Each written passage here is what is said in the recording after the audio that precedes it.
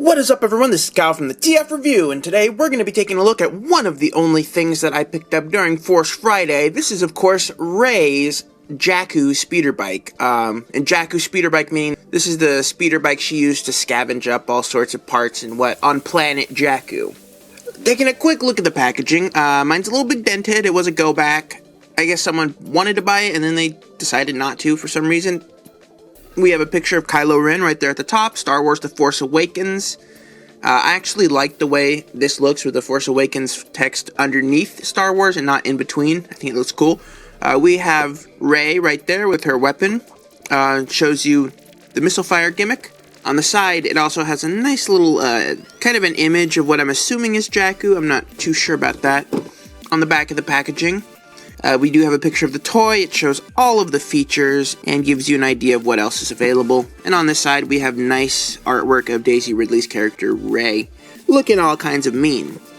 I do like this packaging, mainly because I love packaging that consists of more artwork than anything else, and this is a stunning piece of artwork that's kind of woven throughout. And that looks awesome. So that does it for the packaging. I'm going to go ahead and open this up, and let's take a look at REY'S speeder.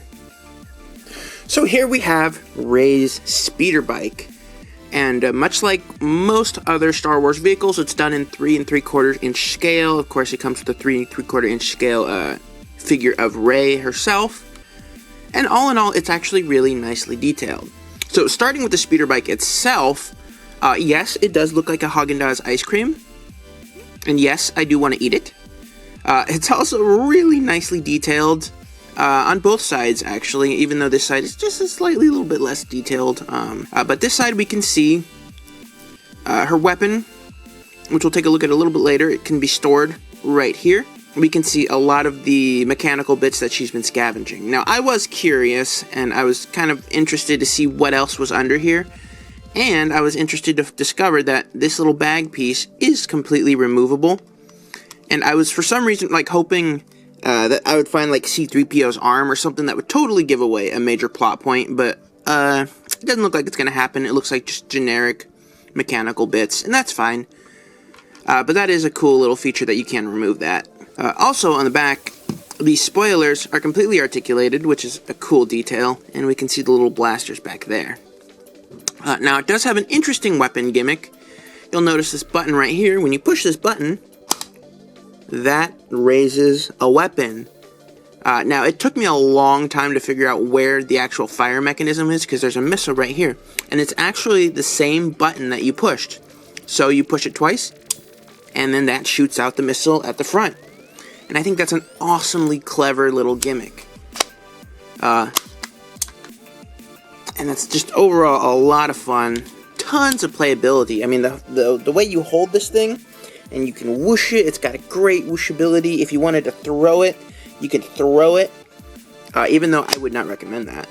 And it's just a lot of fun to play and to speed because this is easily a very, very recognizable, very, very iconic Star Wars speeder, and it's going to be for some time now. Now, taking a look at the figure herself, we can just go ahead and remove it.